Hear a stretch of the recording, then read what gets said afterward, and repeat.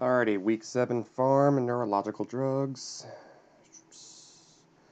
So, the nervous system, drugs act on brain and spinal cord, okay, whatever. Um, so there are 22 known CNS transmitters. Um, it's a very difficult kind of field to really study. Um, it's hard to figure out what they are, where they are, how they work. It's really kind of an evolving field. Whereas PNS, peripheral nervous system transmitters, there's a known set of three, epi, norepi, and acetylcholine. Um, so we're still kind of in the midst of figuring out how all this stuff works. Um, when we give a CNS drug, like an anti-seizure medication, this will produce a change in the cell's function um, that then makes a change in the body function or in behavioral receptors. Um, we'll get to that more in a bit. So in general, we only need to remember a few of these, especially for this lecture. The two that I found were important were GABA and glutamate, in that GABA is inhibitory and glutamate is excitatory. Um, the blood-brain barrier is important in regards to these drugs in general and any other CNS drug. The blood-brain barrier impedes the entry of drugs into the brain and is limited to those that are lipid-soluble or those that have specific transport systems, whereas those that are protein-bound or highly ionized drugs, those that are protein-bound or highly ionized, cannot cross. The pros of a blood-brain barrier is that it protects the brain from injury from potentially toxic substances, and the con is that it can also be a significant obstacle for entry of therapeutic agents. When we have prolonged drug exposure, we're going to have adaptation of the CNS. This is actually generally a good thing. And there's going to be a significant difference between when we use a drug initially versus when we take it chronically. When we take it chronically, we're going to actually increase therapeutic effects is kind of I'm not sure if that really paints the right picture. What they mean by that is that some drugs like antipsychotics or antidepressants, they take a long time, perhaps weeks, maybe months, to really build up the right therapeutic effect and to have their effects actually show in the body.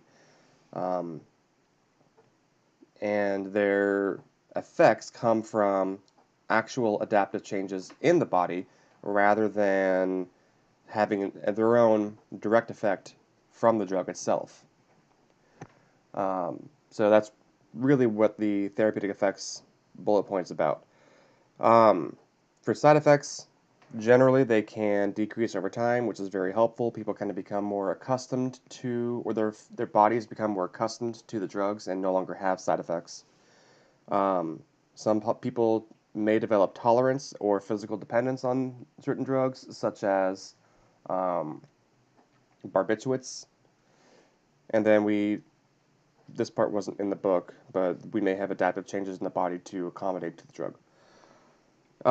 It's difficult to really get or develop new psychotherapeutics because it's very complicated in the first place. Mental health in general, it's a very subjective or like abstract field.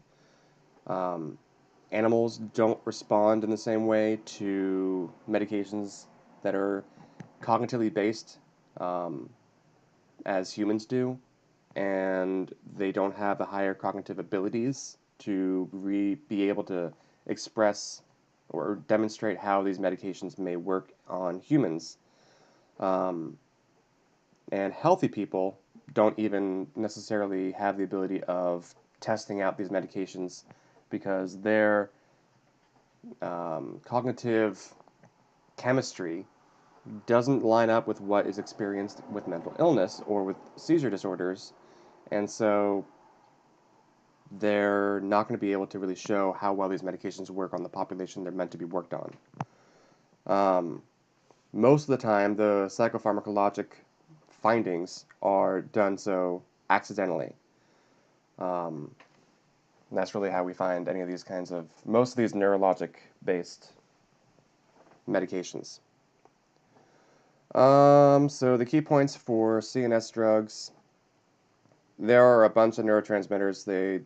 We don't know how they really all work. And the complexity of it all makes it difficult to really know with certainty how these CNS drugs will produce their effects. All right, now on to actual drugs. So remember, epilepsy is a group of disorders of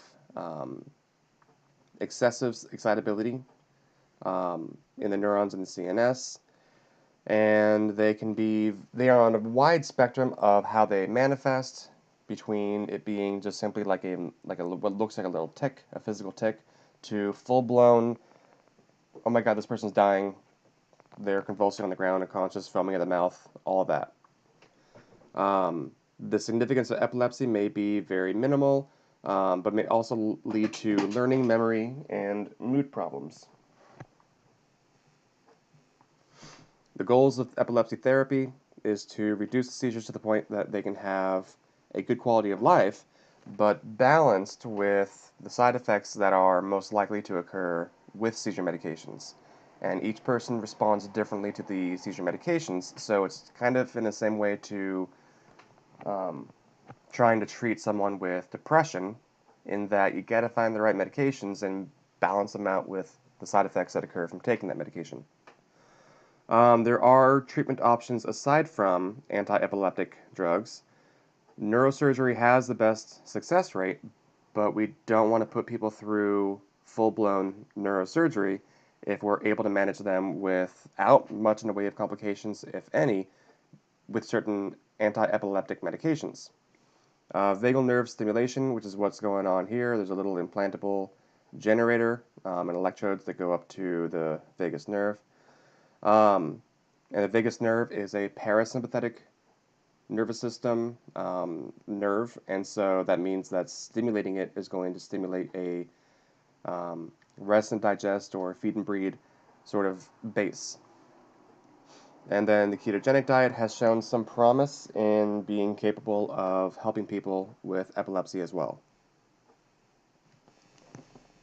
Okay, so when it comes to the mechanisms of action for anti-epileptic drugs, they are going to suppress the discharge of neurons within a focus, with the focus being like a section of the brain that has a high excitability potential. And they are going to try to keep that focus, that action, from then spreading beyond that focus as well. So we can do this through suppression of sodium influx, which will delay the repolarization of those junctions, making it so that things just kind of slow down. We're going to suppress calcium influx, which will delay how speedily a transmitter is released from axon terminals into the dendrites of the following neuron. We can antagonize glutamate, which is the primary excitable CNS transmitter.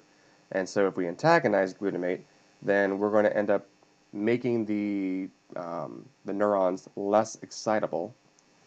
And then we can also potentiate GABA, which is an inhibitory CNS transmitter, and going about making its efforts better, stronger, will also reduce the excitability of neurons. So when it comes to some of the considerations of anti-epileptic medications, we gotta, for patients who are experiencing generalized seizures, especially the tonic-clonic generalized seizures, their expression of seizures tend to be more rare. And so we can't just sort of titrate the medication up to the point where we notice, hey, they're no longer having seizures. We have to, because they're going to be so rare, we could be bumping it up and up and up, or keeping it at a certain rate based on the outcome of seizure control. And then, boom, here comes a seizure, and little did we know that we would have had to triple the amount of drug in the system to really reach that point. So instead, what we do for generalized, especially tonic-clonic seizures, is we will look at the plasma drug levels in the body and bring the patient's dose up until they reach what are considered effective plasma drug levels. This does not need to be done with more frequent seizures, because if they're frequent, then we can kind of expect them, because sometimes people have them on a daily basis, multiple times per day, or even at a weekly basis. And so monitoring them like that and saying, all right, well, we're still having seizures, let's bump it up another level or whatever, and then once we notice there's no more seizures, great, we found our working dose. It's very important to promote patient adherence because, according to the book, around 50% of all treatment failures where people are taking medications or prescribed medications, but then they still experience a seizure, 50% of those are due to poor patient adherence. Maybe they skip a day every now and then, or they don't take the right number of pills. Number of reasons for why there could be poor patient adherence. And that's a significant education point for us to think about. We also have to be aware of the potential for withdrawal seizures. Withdrawal as a movement towards, we think that you might actually be okay. This may have been like a fluke seizure, and we're only keeping you on medication for a little while to ensure that your brain recovers and to make sure that you don't have any recurring seizures. It's been long enough. We're seeing that you haven't had anything. Let's slowly titrate down and see how you respond. When doing that, we got to make sure we're doing it over 6 weeks to several months, because otherwise, if we come off of it too quickly, like even over the course of a couple of weeks, there's a good chance that they're going to experience a withdrawal seizure. And then when it comes to the vast majority of all of these medications, and yeah, the medications, there's a high risk of increased suicidality, whether that's due to the medications, whether that's due to simply being epileptic, the experiences of being epileptic, or other factors. There seems to be a higher rate of people having suicidal thoughts when on medication for epilepsy. So, correlation, not causation. There's debate as to whether the medications are actually causative. Most of these medications are also teratogenic and are also pancytopenic, which means that we're going to have low levels of blood cells throughout all three, the platelets, red blood cells, and white blood cells. But these are also just generalizations. So some of these medications may not have as much of a impact, some may have more. Okay, so the traditional anti-epileptic drugs, or AEDs, are going to be phenytoin, carbamazepine, valproic acid, and phenobarbital. Newer AEDs, there's actually a bunch. I've never seen zonisamide, but I've seen plenty of oxcarbazepine, lots of gabapentin, and I've seen some lamotrigine, or lamotrigine. We also have benzodiazepines for status epilepticus, such as lorazepam and diazepam, though lorazepam is considered more superior due to the fact that it has a longer working range of about 72 hours. Alright, so the first traditional anti-epileptic is going to be phenytoin or Dilantin. This is going to be the most widely used anti-epileptic drug, which is interesting since it is a traditional anti-epileptic, which means also that it has potentially more side effects than the newer ones. This is going to be good for partial and generalized tonic-clonic seizures, but it's not good for absence seizures. And it works by inhibiting the sodium channels, making it so that the neurons themselves are repolarized more slowly and can therefore not send signals out quite as quickly.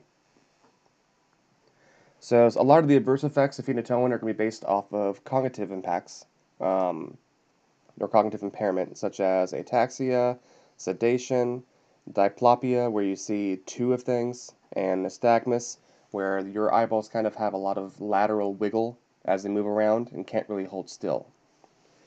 Phenytoin also has a risk of developing gingival hyperplasia, which evidently occurs in about 20% of patients. Not always to this extreme. This actually, I think this is considered extreme and is rather rare, but a lot of patients experience some form of gingival hyperplasia. It does appear to be somewhat potentially preventable with folic acid, oral care, and gum massage.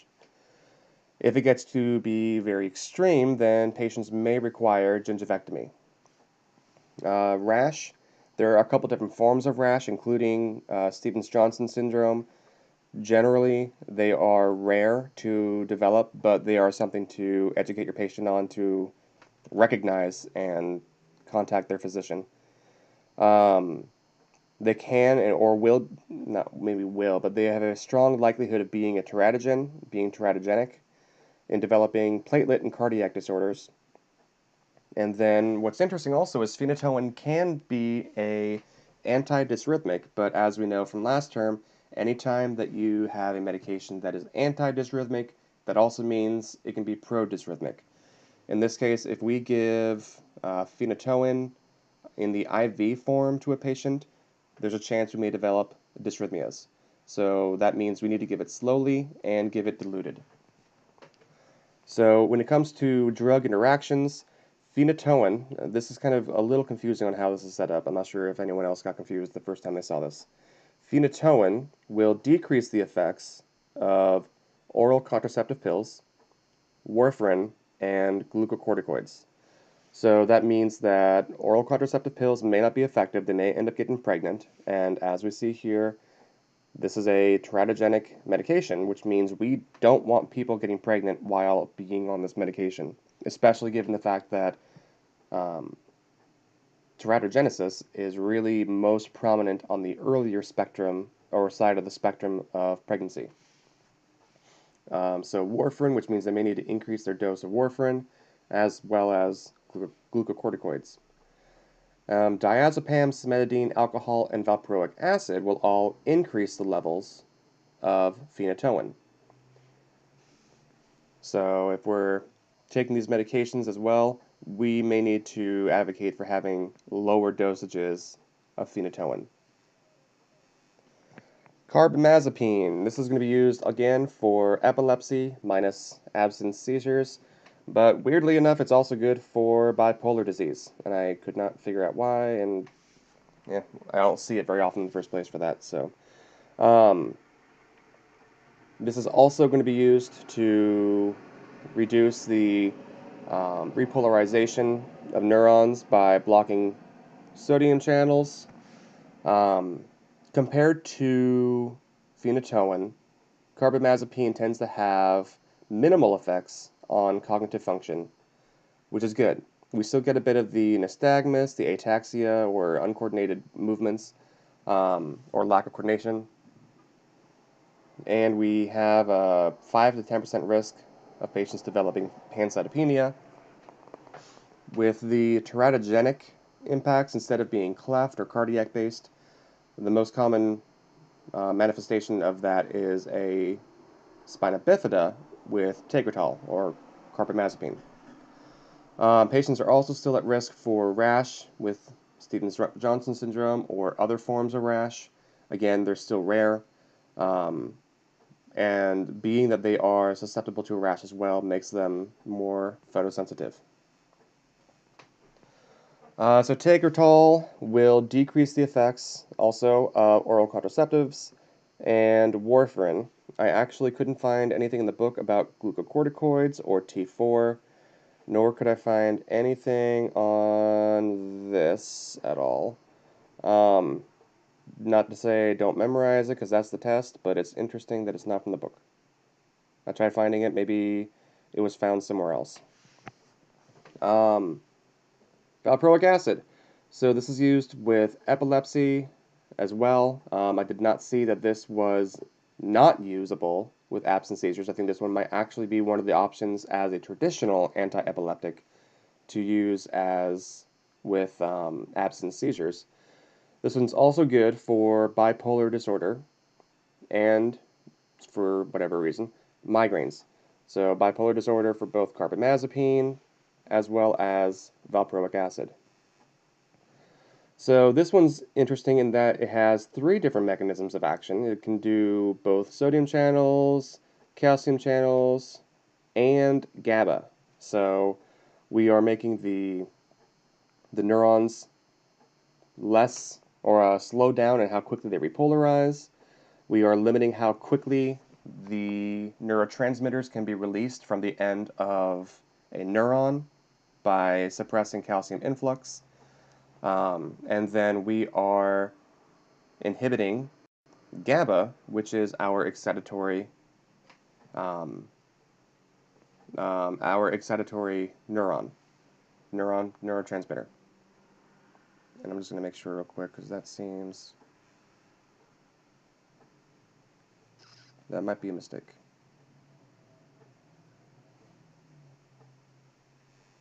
GABA is an inhibitory CNS transmitter, which means inhibiting it would not be good.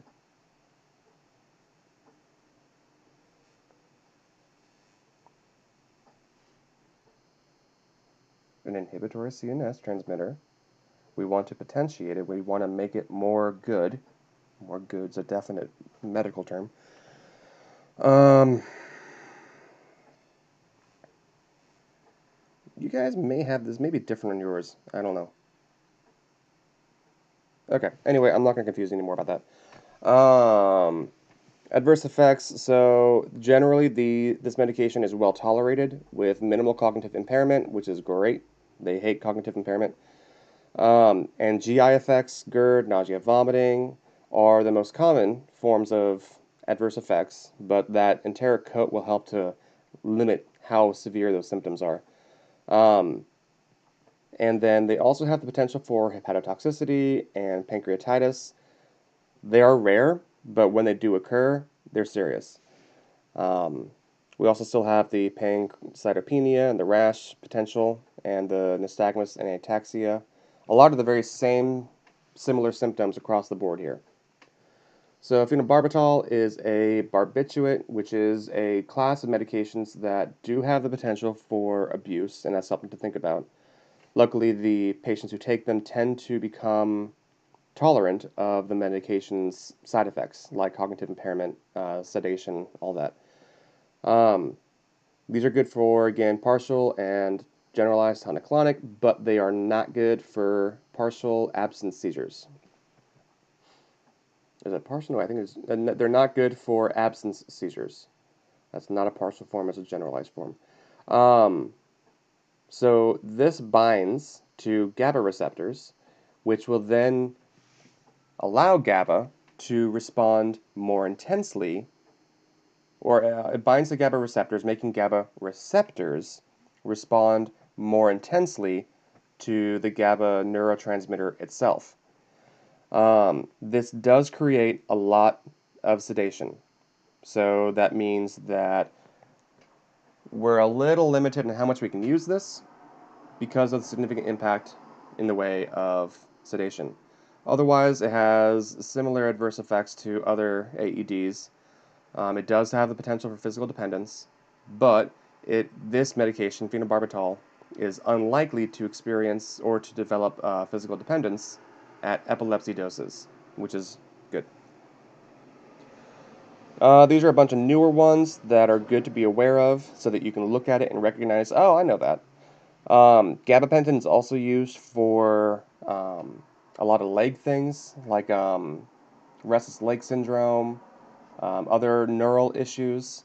So don't look at this and think, oh, they have seizures, because that's not always true. This one's got a lot of potential for other treatment options. All the top four I've seen in the acute care setting. I have not seen zonisamide at any point. I guess there's not much we need to know about these guys. Status epilepticus has a definition according to the book of 20 to 30 minutes. It really depends on who's creating the definition. Some places say 15 to 30 minutes, 10 to 20 minutes, or just simply not having any, having like back-to-back seizures without having any recovery to a full conscious state between them. When we have a patient with status epilepticus, our goals are to maintain ventilation. Um, this is not something that we are going to necessarily start right away, because if we think it's a regular seizure, we kind of want to just protect their head, protect their neck, and let them kind of live it through, and in 20 seconds help them out. But if we're talking status epilepticus, their diaphragm is likely to be fully contracted. They're not likely to be ventilating well, so we may need to ventilate.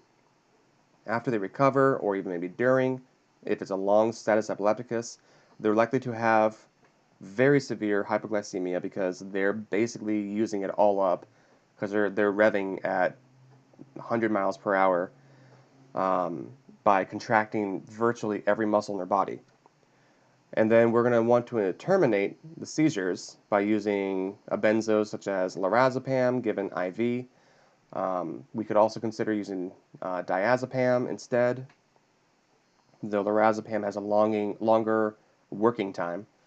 And then we want to initiate long-term suppression drugs such as, I think carbamazepine was one of them, or phenytoin was one. Oh, there we go, we're done.